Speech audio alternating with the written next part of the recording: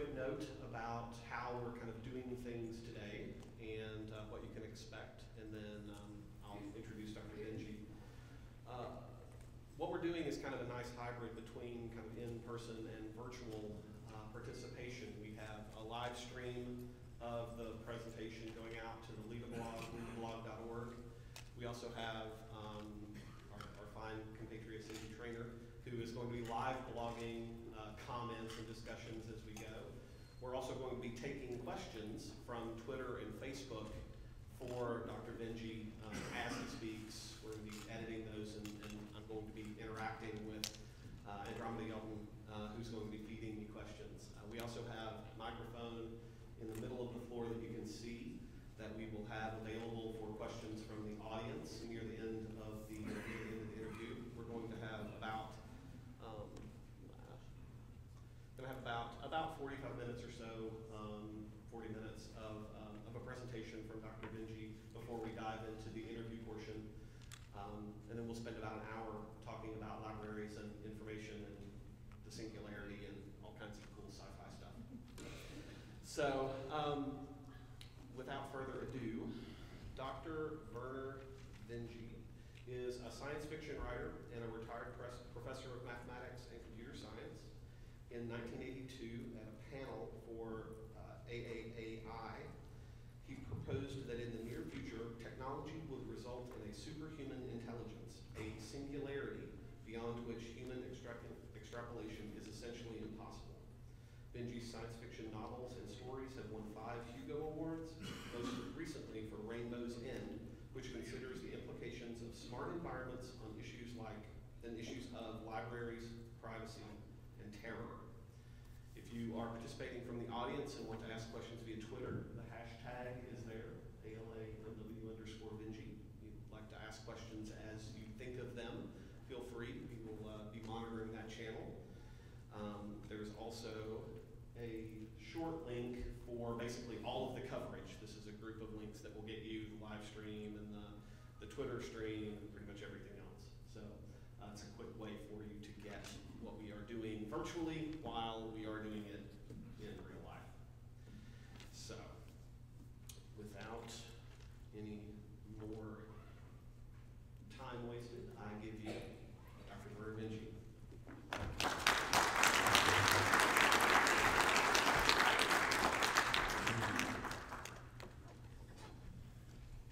Thank you, Jason. It's a pleasure to be here. And as Jason mentioned, and as you would soon see by looking through this little HTML file, I am orienting my talk around the technological singularity. And actually, if you are on the web here, what you're seeing up here on the screen is at the is at this URL here.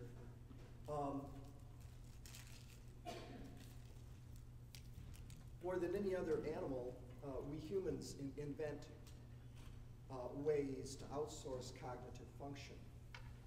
In fact, I think that's a more important distinction between human and animals than any other single thing that I can think of. We've been doing this for a long time. Writing, for instance, could be regarded as an outsourcing of memory. And money, even though there are lots of us who have complaints about money, it is actually a remarkable form of intellectual outsourcing because it allows us to have single numbers that compare wildly different quantities. Of course, in normal conversation, this is regarded as a great evil, that if you can reduce something to a quantity of money. But it also is a computational device, or invention anyway. During the last century, this outsourcing process has become much more intense. And really that's where I get this notion of the technological singularity, that we actually are on the verge of having creatures running around that are considerably smarter than humans. The term singularity could be applied, technological singularity even, could be applied to a lot of technological events. But I think the notion of superhuman intelligence is a qualitatively different such situation, because that's the fundamental thing that causes our invention to happen in the real world. And if something else was around that was smarter than us, that means center stage moves to those entities. And progress after that point becomes fundamentally inexplicable to likes of us ordinary humans. So the analogy that I like to often make about it is that if you could bring, by some magic, if you could bring Mark Twain forward to the present, you could explain our present to Mark Twain probably in an afternoon, and he would love it. That's Mark Twain. I mean, he's sort of a technophile. You could do the same exercise with humans from further back, and with more and more problems with language and things like that. But basically, understanding is there, and the human actually could play quite effectively in the new environment, as European countries have discovered when they have gone out and tried to do things in places that did not have technology but did have humans. On the other hand, if you try to explain our present situation to a goldfish or even a chimpanzee, you have much less prospect of success. So that is the distinction between the upcoming form of technological change and the admittedly revolutionary changes that we've had in the past. I see moves in the direction of the technological singularity on almost all human, cultural, and technological fronts. But I would separate, for the purposes of discussing them, I like to separate them into several different paths. And that's what's listed here. And each of these is, can be identified with its own characteristics. They all, seem to me, are actually developing together, and from one point in time to another point in time, the rate at which they are progressing in one area may seem to be faster than another. Right now, humans plus computer networks is going like gangbusters, maybe certainly the most impressive on a day-to-day basis to people just watching the ongoing scene. An awful lot of people are actually working to make these things happen, far more people than really think about the singularity, because improving the automation that's around us actually has direct economic and other benefits. Despite the fact that I have this feeling or make this claim that post-singularity world is not something that is comprehensible, the run-up or the period heading toward that is something that we will be living through if the singularity happens. It is something that we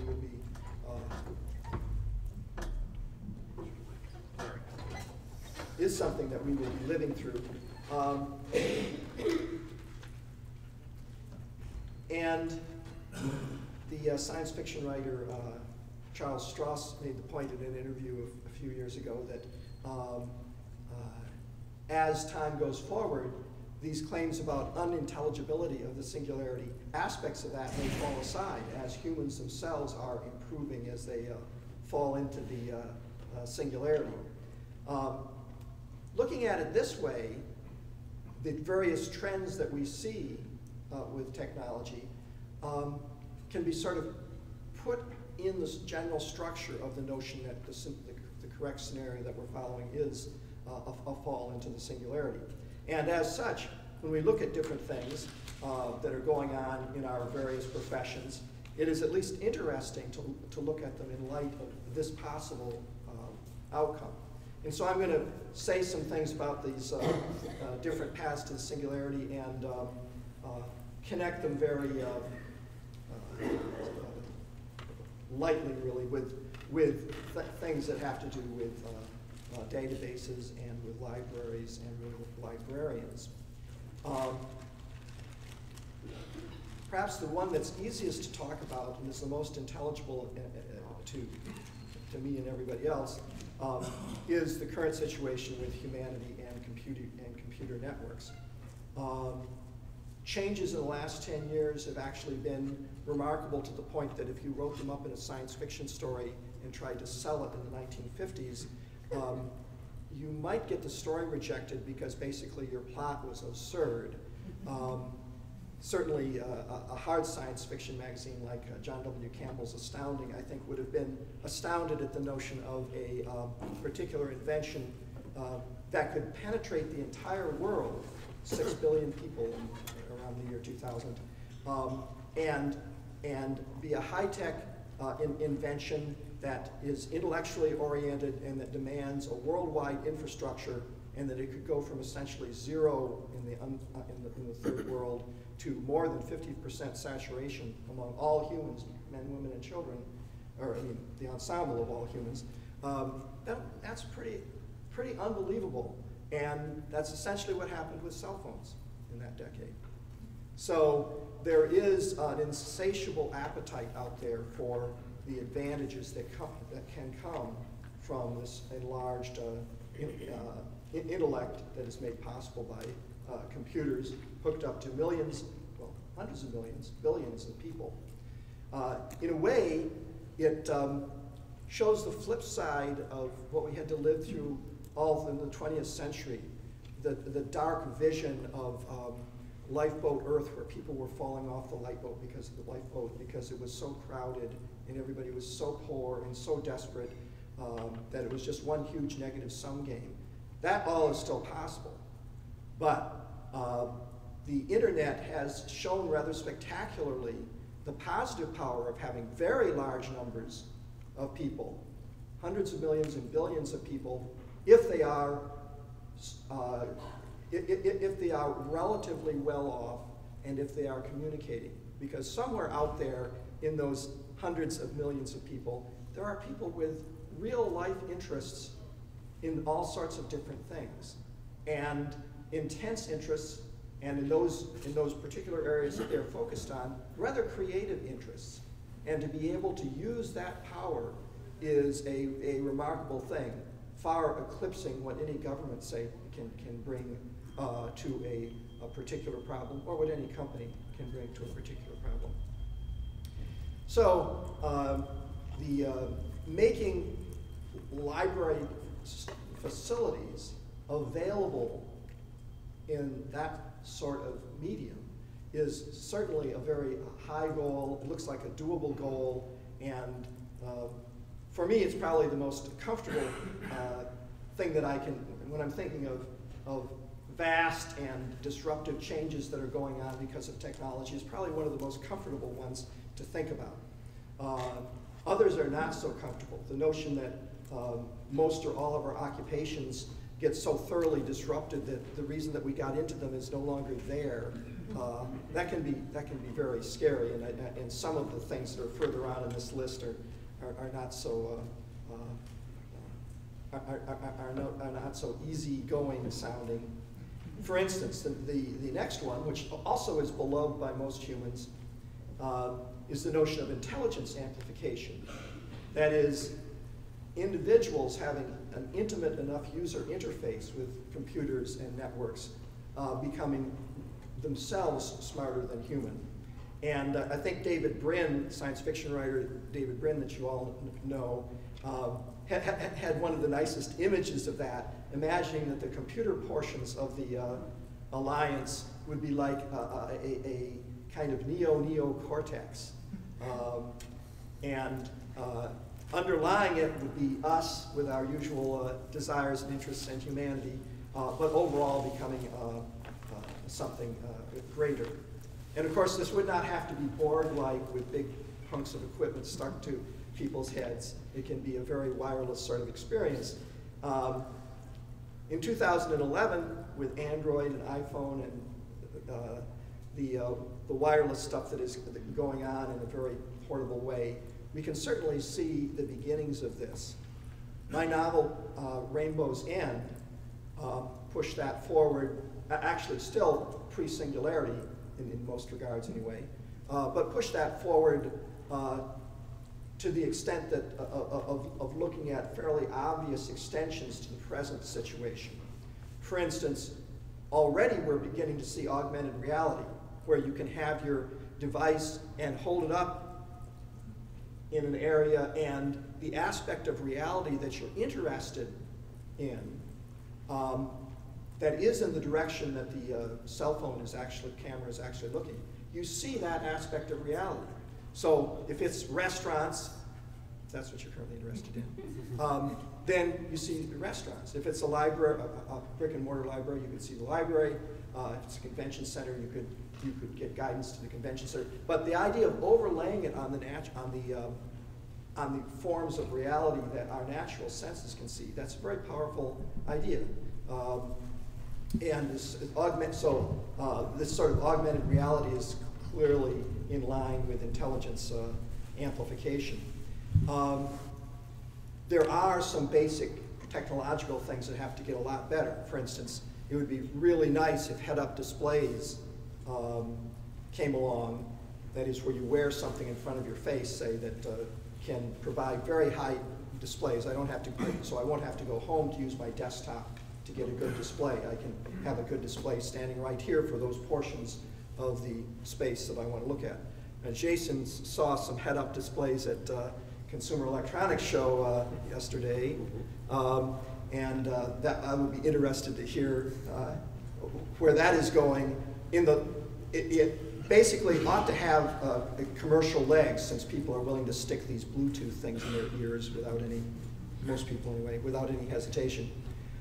What you need with the head-up displays then is real knowledge of where the person is actually looking and where the person is actually standing. If you can get that accurate to within about visual acuity, then you can literally do overlays. And in this room, for instance, if we chose to meet in one room, I could have a three-dimensional model floating in the air above us all, and everybody would see it from their own perspective with their glasses. I could make the wallpaper and the architecture whatever I wanted. I mean, the real wallpaper, the wallpaper that's on the walls. So architecture itself really becomes just something, physical architecture for buildings just becomes something that's in support of this sort of display regime.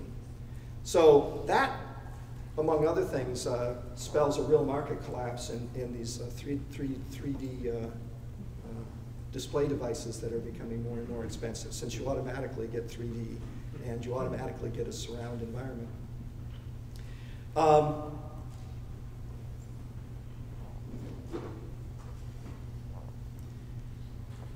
It does some interesting things to the notion of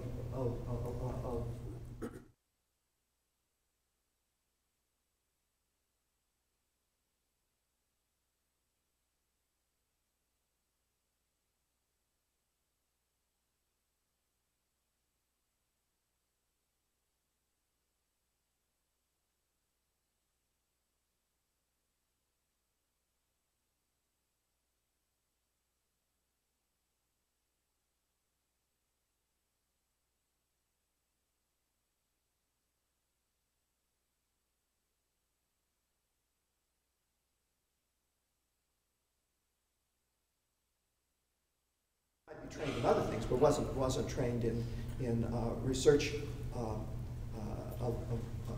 in libraries, guiding the user through the jungle of the information environment.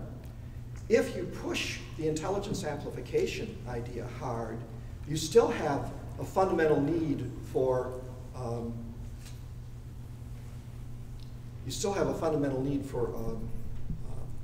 the function of a librarian, but what it is would be a much more invisible thing.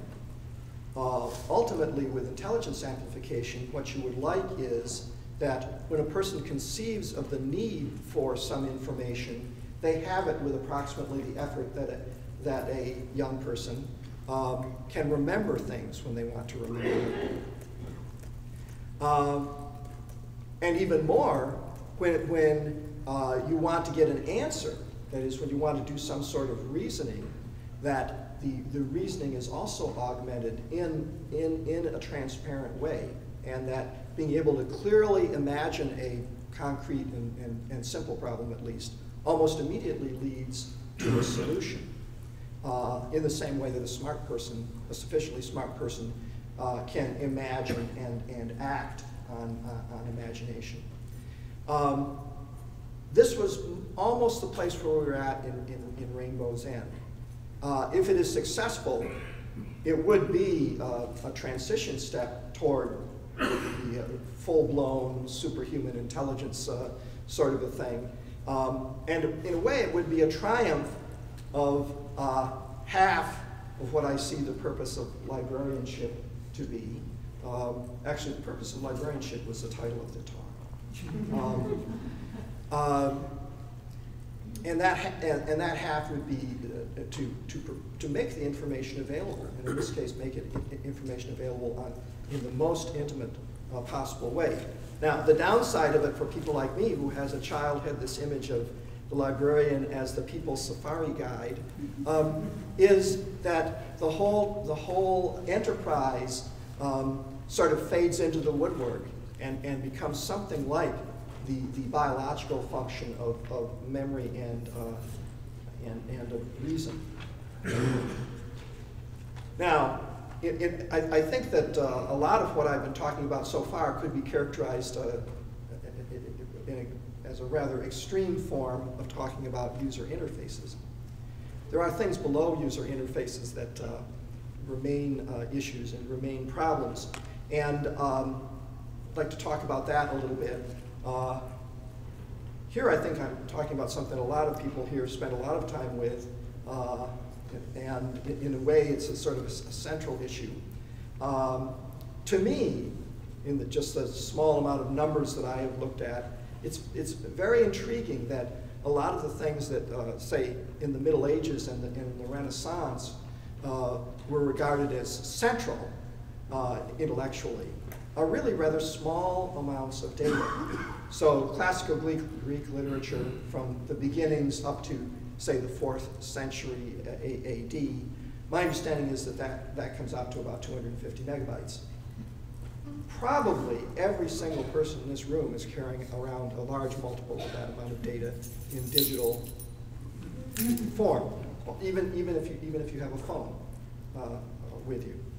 The Library of Congress, and this is one that I like to get feedback on at some point. Library of Congress text material, say, in the year of 1950, I imagine wasn't more than 20 terabytes. Probably was significantly less than 20 terabytes. So once digitized, these are not large bodies of information by 2011 standards. Of course, once they're digitized, which is itself a significant issue, but once they are digitized, there are at least two big problems. And the first of those is the need to impose structure on the data. And at least classically, that is in the 1990s, imposing data on bodies of data, for the database people anyway, was the place where things got very expensive. Even a terabyte, to really wire that up, you wanted to have dedicated staff to do it. I don't think it's quite as bad now, but on the other hand, we have lots more data. So in the case of the corpus of Greek classical literature, that is pretty thoroughly wired now, and it's UC Davis, I think, is the site for this for the TLG, and there are only I think there is always the creeping problem, and that is that you can, if you can limit the scope of what you're talking about, and let the digital progress of Moore's Law carry forward for a while, you can really organize a bounded amount of data very, very well. In the case of the TLG, I think that they have had mission creep, and that now they're thinking of trying to cover everything up to the present. And as soon as you do that, you've kind of blown the top off what you're trying to do. But if you can keep it limited, it's amazing what you can do. Another is the corpus of Victorian literature and journals and newspapers. And for those of you who haven't read Googling the Victorians, I think it's a very, very enlightening read. In many ways, researching the Victorian era, which has been, is and has been very well digitized, is actually more transparent than doing post-1930 USA for copyright reasons.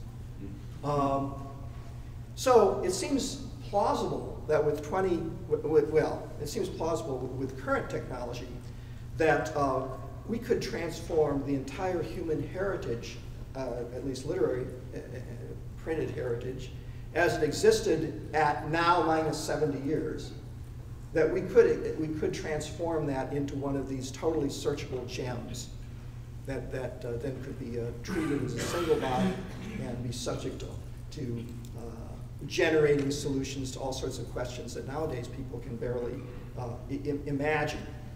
Even much smaller corpuses can do terrific things for garden variety AI. The Google Translator stuff working off just, at least initially, off the UN parallel texts. When you get very large bodies of data, a person might want to argue whether it's anything like real intelligence, but you get behavior that does things that, at least in the 1950s, would have been regarded as flat out, real, true AI.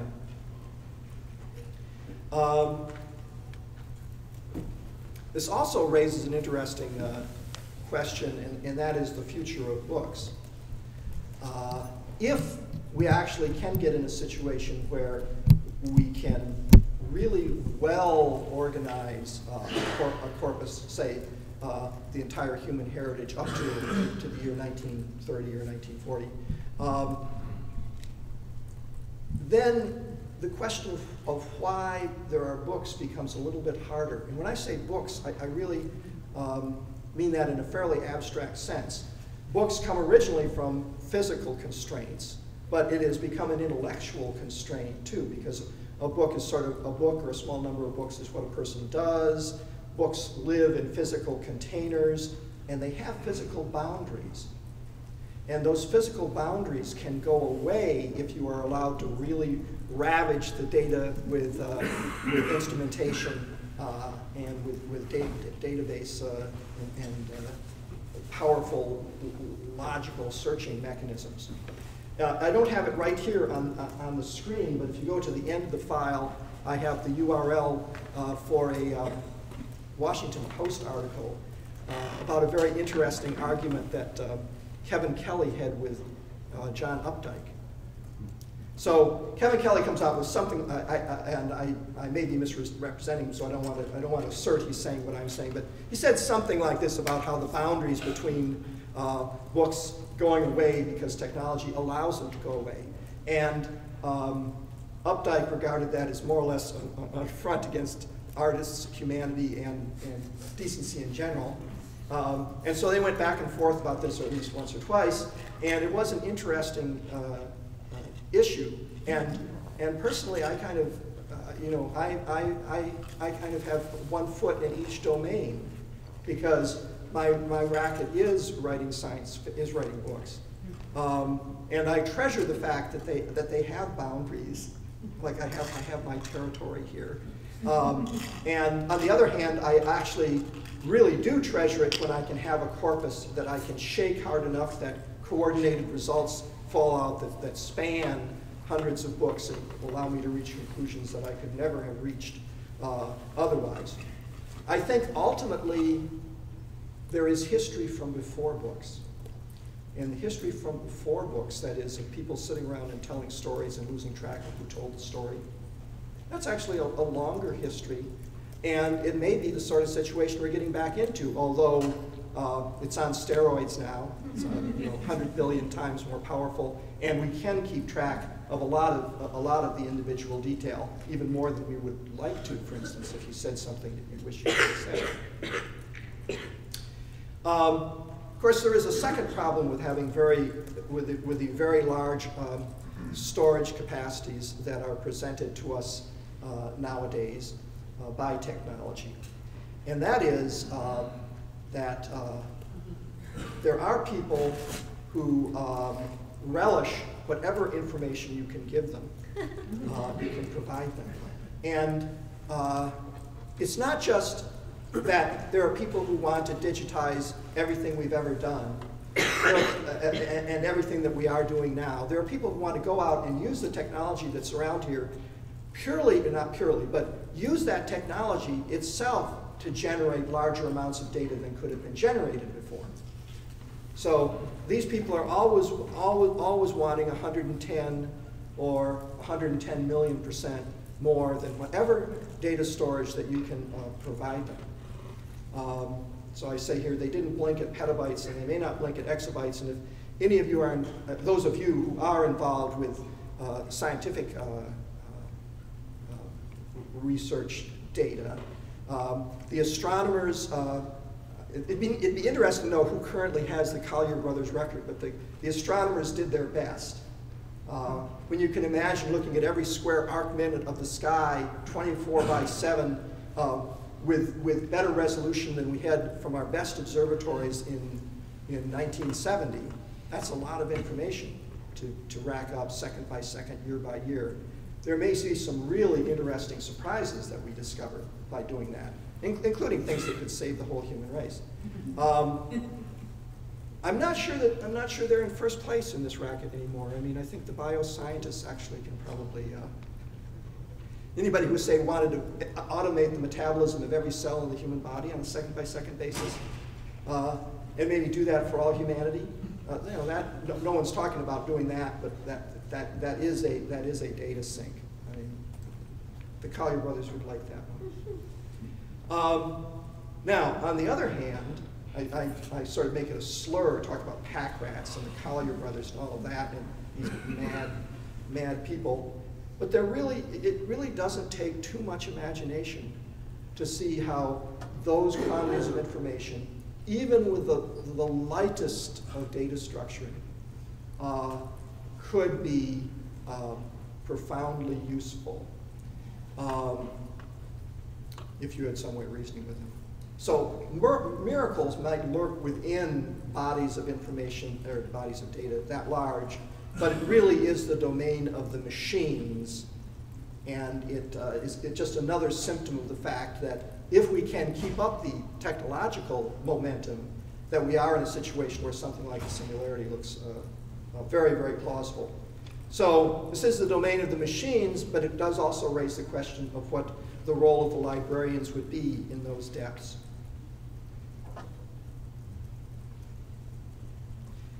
Last point is the fact that nowadays, when almost anybody talks about these large amounts of data and information, in the back of their mind, they're probably thinking of these huge server farms that people like Google and Apple and Microsoft and Amazon are building. And some of those companies would probably like us to keep thinking that way. But in fact, that isn't the only way of talking about storing very, very large amounts of information. In fact, it may not be the best way, both in terms of update latency and in terms of physical capacity. The right way to do it, or certainly another way to do it, another extreme, is to have the information local. And we are establishing the infrastructure to that almost as well, more, actually faster than we are doing it with the server farms in our embedded networked systems of microprocessors. That raises the image of having storage about reality local to reality, still communicable to the rest of the universe by store and forward networking. And I have some references here that I think indicate very plausibly that scales very, very, very well if you have very low power nodes. And so my project of a minute ago of tracking the metabolism of every body cell in every human actually, that suddenly becomes something that's on the edge of credibility if you think of it being done locally, say by processors in every cell. So that may be kind of a trump example of the power of doing this distributed throughout the environment. Now, the outcome of it is even stranger than I think some of the earlier types of raving are, in that reality itself becomes its own database. And it would not be an exaggeration to call that situation a digital Gaia. I think I'll stop there. All right. Thank you for the remarks.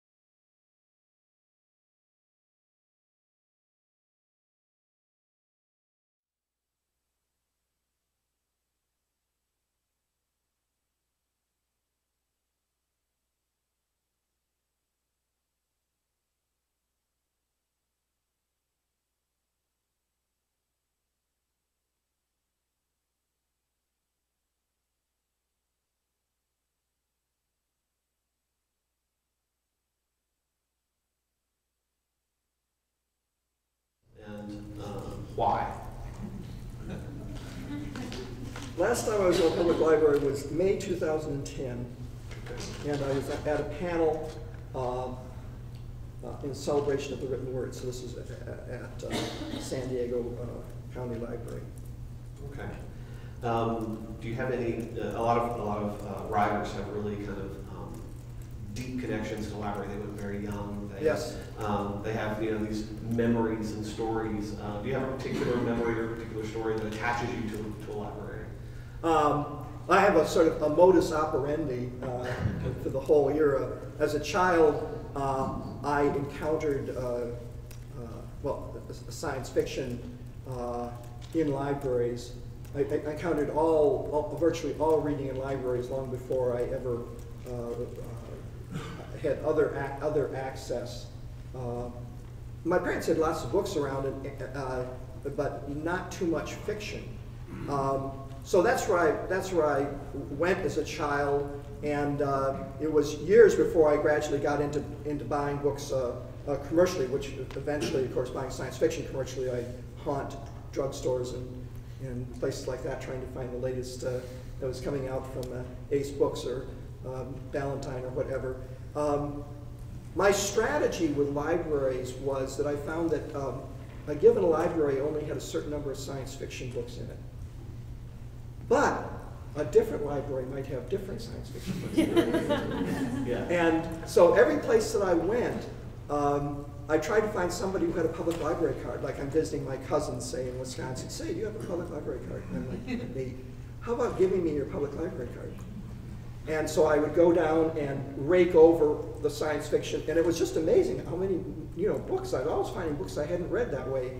Of course, I think I made myself unpopular with some of these relatives because they'd come back and they'd find me stretched out on the sofa with this big pile of books that I had taken from their library and was reading through, trying to finish them all before my parents had to go home from their vacation.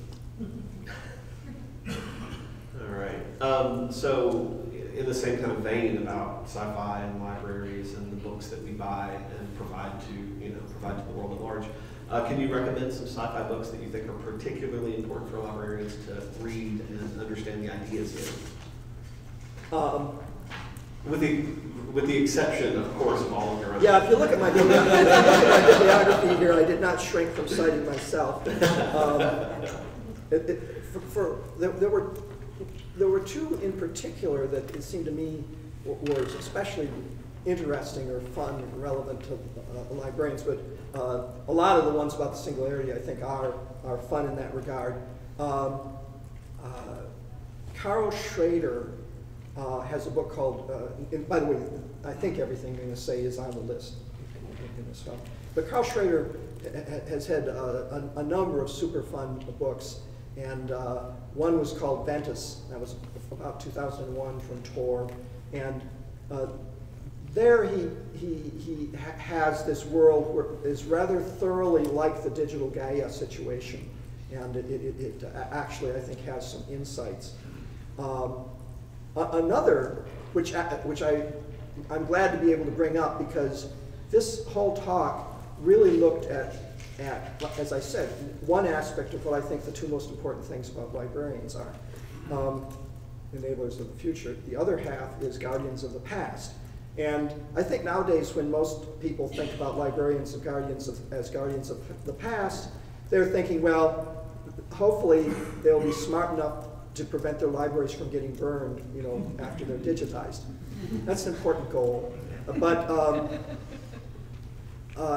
there's actually a much longer range thing about guardians of the past, and that is to think about wider scenarios than just the singularity or just global warming or just this or just that. When you think about scenarios, civilization can go away, and that is, can fall. And if civilization falls, then you're depending on the librarians, or whatever they call themselves.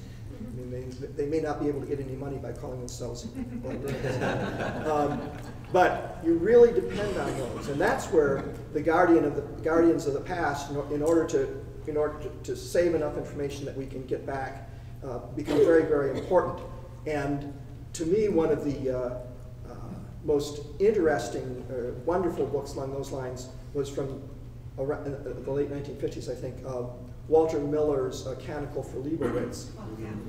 And that book is actually, the librarians are monks, huddled in their post-nuclear apocalyptic future, in our post-nuclear apocalyptic future, and maintaining the information.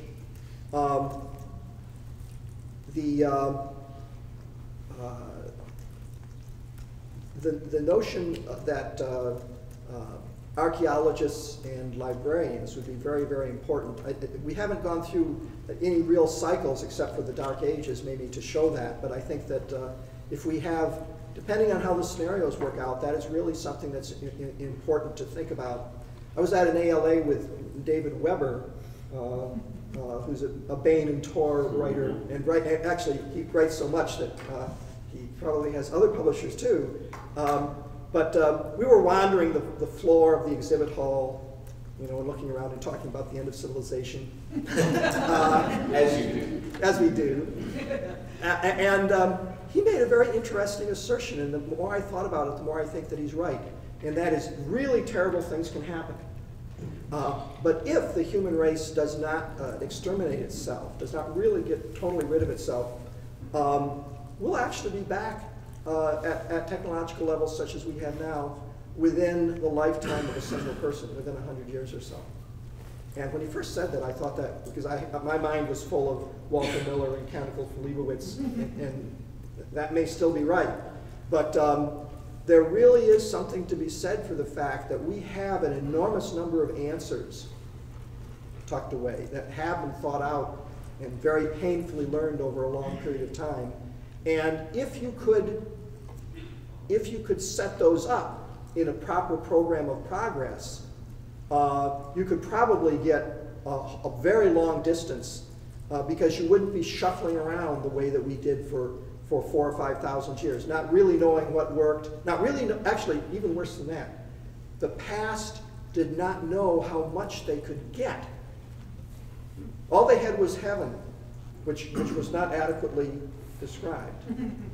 But if you have really fundamental descriptions of what you can do, how rich you can be, hey, Caesar Augustus, you're going to settle for this palace without flush toilets?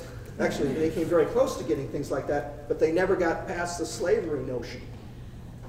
So So there's some real things that can be done there. The story that the novel that I just turned into Tor is about, actually the hero is a librarian, explicitly a librarian, although what she only has a small library.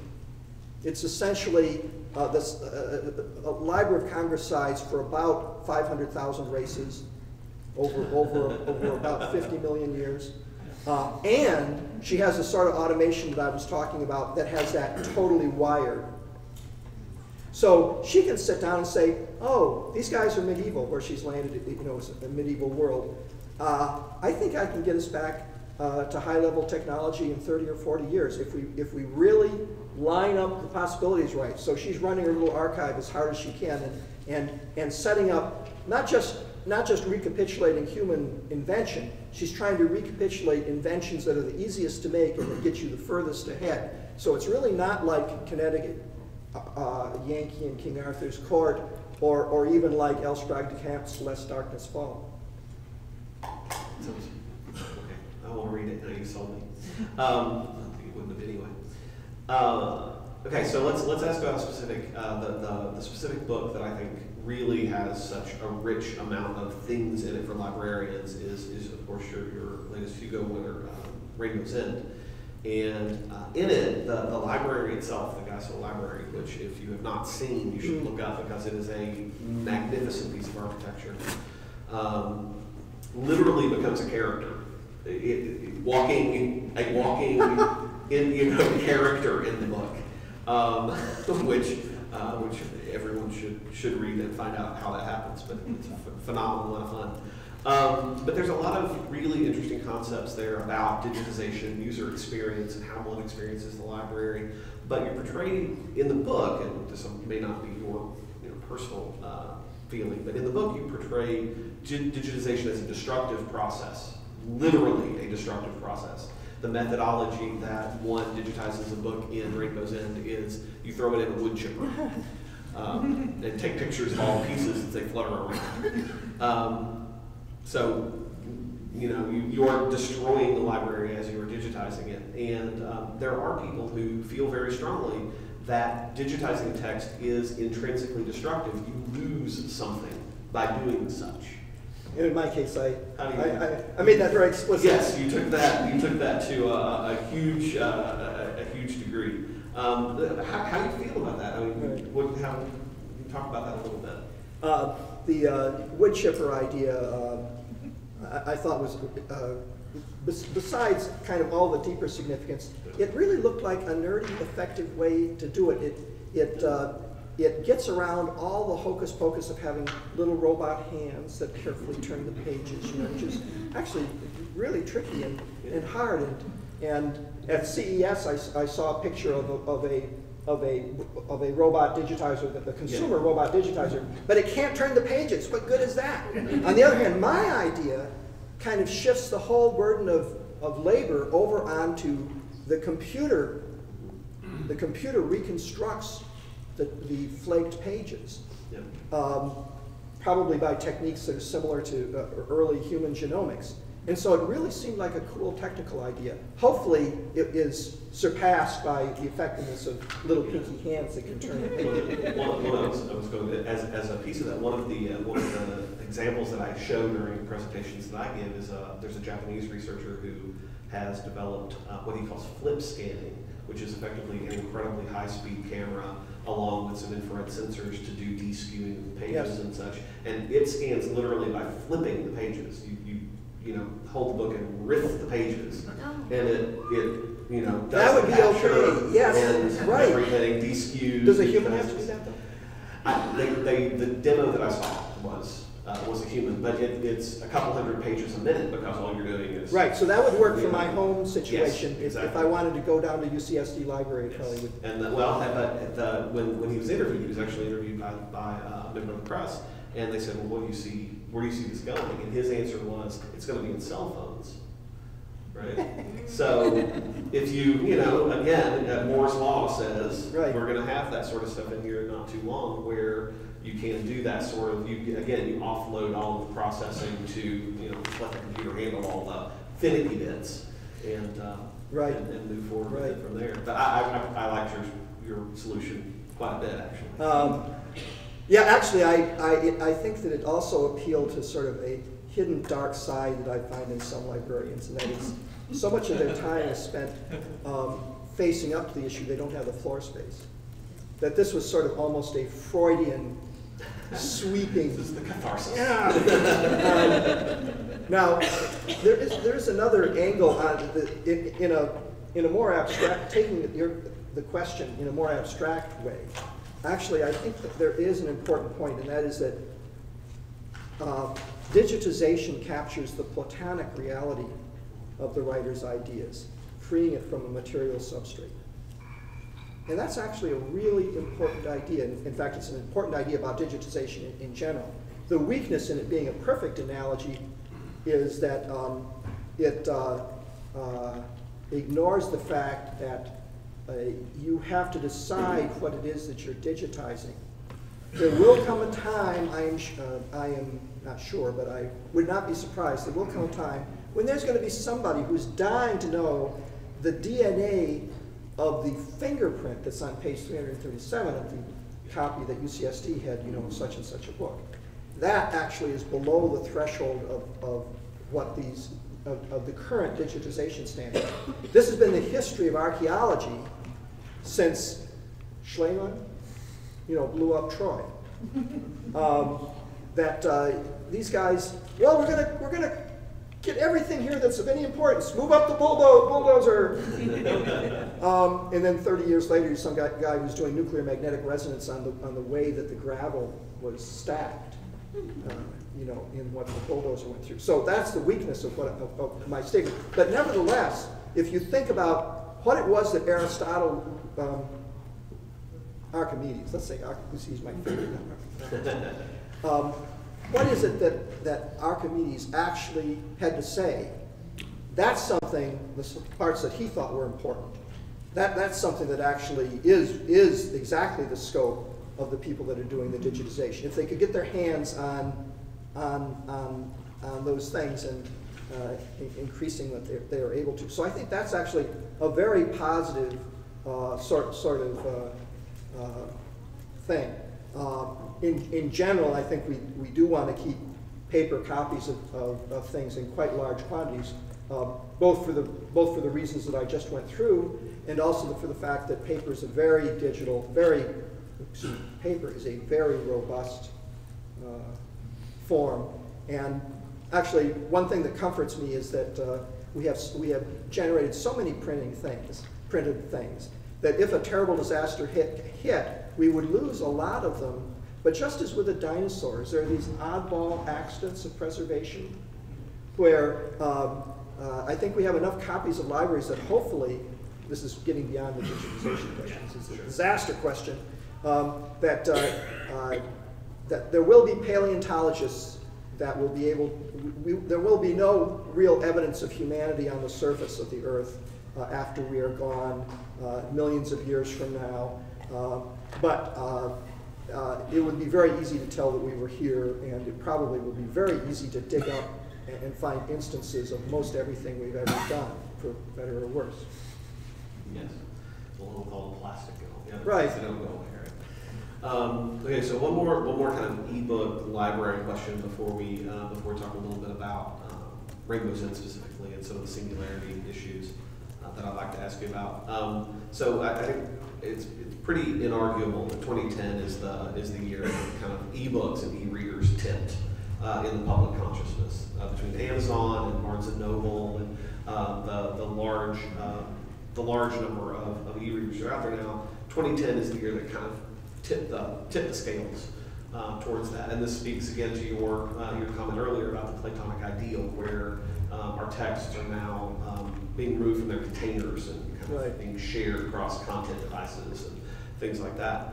So my question is, do you own an e-reader? And if so, and if not, how do you read? How do you consume books? Of course, I read documents on my laptop and on my desktop, but I do not have a reader, an e-reader as that is meant nowadays. And part of that is I've been totally consumed by trying to finish this book that I've been working But part of it is that I'm really uncomfortable with DRM, and I'm going to have to sit down and do some real research on what's ongoing, what's available in terms of e-readers, and then the ecological pyramid beneath those different products of standards and legalities, and decide on something, because I have always been more or less abusive of people who say, oh, but you can't curl up with an electronic book the way you can with a paper book. I think that's a tipping point that has passed, I hope. There are these other issues, and I am infuriated that I have, all my life I collected science fiction books, and now for various reasons they're in boxes. There is no reason for that. I could have that entire collection in my pocket on a USB stick. And the fact that I spent all that money, and I do not even have a bibliography of the books that I own. I can remember when I had those on internal stacks, and I wandered the stacks of my home library. Oh, I'll pull this down. Oh, wow, what a neat idea, and I look at that. And the fact that we have the power to trump all of that, and I can't get my hands on it, I find that infuriating. It's almost infuriating enough to make me give up on the fact that I'm making my living out of, writing. All right.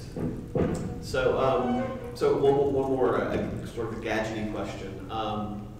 In the first essay that you wrote about the singularity, becoming technological singularity, how to survive in the post-human era, one of the ways that you list that supreme intelligence might come into being is that computer-human interfaces become so intimate that users of these interfaces could be considered superhumanly intelligent. So my question is, with something like an iPhone and the entirety of the internet and augmented reality and all of these sort of instantaneous information that these now provide, are we starting down that road this way? Yeah, I think that's definitely a demonstrative milestone. Yeah. And in fact, what we have now is awfully close to what I had a book in 1986 called Marooned in Real Time. And actually, Peace War before it had the beginnings of the same thing, and that is the notion that people would have this access to computer systems, and it was with a headband, but it was still really not much better than what you can get now with a cell phone. Certainly, the incoming bit rate with a video is high. I think is good and high. The outgoing bit rate from your mouth, being able to speak and stuff is not as high. And I can remember in Marooned in Real Time, there was some reason. Well, there was an obvious problem. I didn't want my hero to have access to this because it's very difficult to write about that sort of access. I mean, it's like you don't want to. It's hard to write about being a god. Your audience is not going to believe you. So I also made the statement that it took some practice, and some people never got very good at it. And actually, I can see that with the smartphones too. People who haven't really got into smartphones and what's usually attributed to children, that children are very good at mastering this and all of this stuff. If you're a person with children and you feel inferior because of this, though, you can always be comforted by the fact that eventually your children will presumably have children. Each generation's technology, right? What is the technology is what happens after you're born. That's the old quote. Right. Yeah. It's what you're born with is just expectation, and everything else is technology. All right. So, singularity question. One of my coworkers actually wanted me to ask this particular question. So, support for the idea of the singularity, and for those who know, obviously Dr. Vinge did a little bit of explanation. Just this idea of massive superhuman intelligence that takes off at a logarithmic scale that overtakes us pretty quickly. It's very, very common among technology-minded futurists, and but among cognitive scientists and people that study philosophy of the mind and that sort of thing, it's considered somewhat naive. They believe that they tend to believe that the brain is never going to be adequately overtaken by technological mimics. So how do you explain that distinction between the kind of computer scientist futurists and the cognitive science philosophy of mind academic circles? Right. Yeah, there really is a chasm of between the two extremes of opinion. Definitely. Part of it is that I think some of us aren't listening to some of the rest of us. And also there are extremists in both camps that are what the other side points to, triumphantly as being complete idiots, and undermining whatever it is that the other camp has to say. For instance, speaking from pointing at the other side from where I am at, there are some, I occasionally see people who basically their complaint about machine intelligence is that by definition, intelligence is something that biological systems have, and it's not, when somebody says something like that, there's, it's not a very good argument. And there are equally stupid things said from the other camp. Personally, I regard the technological singularity as a possible scenario. I think it's actually the most likely non-catastrophic outcome for the near future.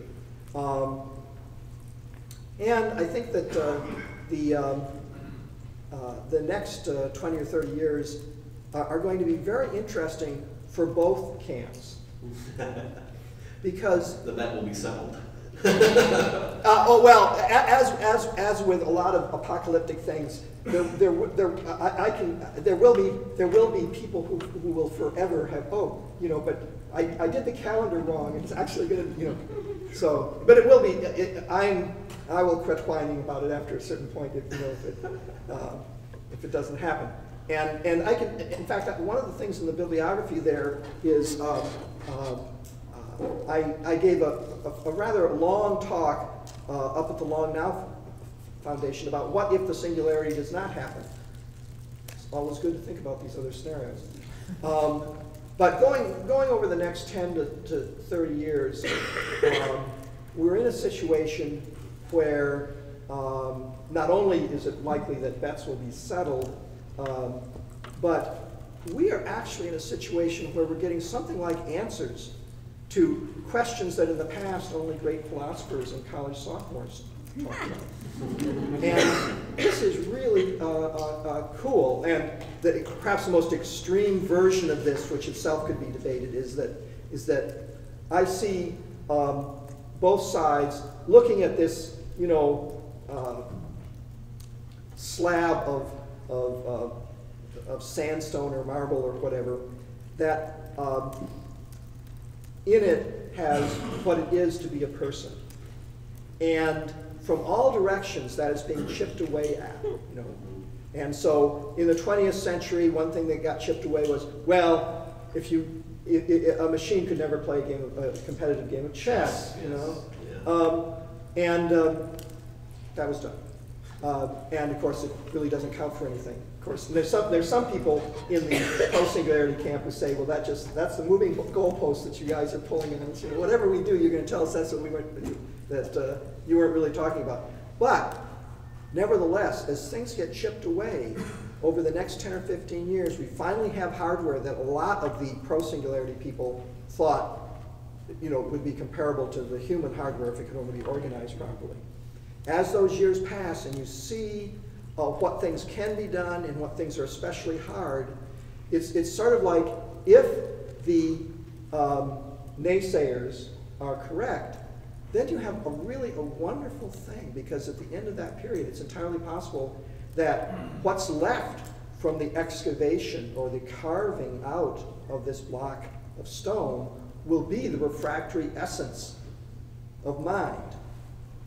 And that would be almost worth it. I mean, by itself, that is something that is of 4,000-year significance to the human condition. On the other hand, if the singularity people are right, they'll be standing around looking at this pile of dust, or sand, and saying, yeah, there was nothing there, or there was something there, but we figured it all out.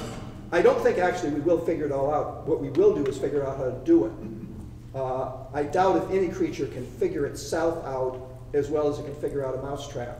But I think that we already have demonstrated that we can make human equivalent intelligences. We've done that for thousands of years. And I think we will figure out how to do that on other substrates.